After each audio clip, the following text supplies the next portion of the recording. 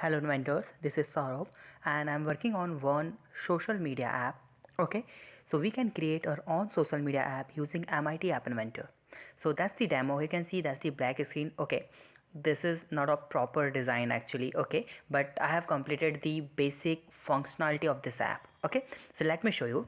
Here you can see home, select image and upload. That's the black screen right now. Now click on this home and you can see my image 1 and 2, right? Now click on this select image.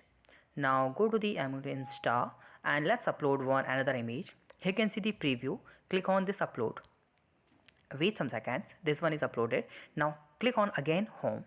Okay, and then scroll down and you will find that one image, right? It means we can create the app like Instagram using MIT App Inventor, right? We can do lot more things. There are like option, like removing option, there are a lot of things, but that's the main functionality where we can upload our own images or any images. Okay, so that's the amazing app and I have used here Firebase to fetching and uploading all these images.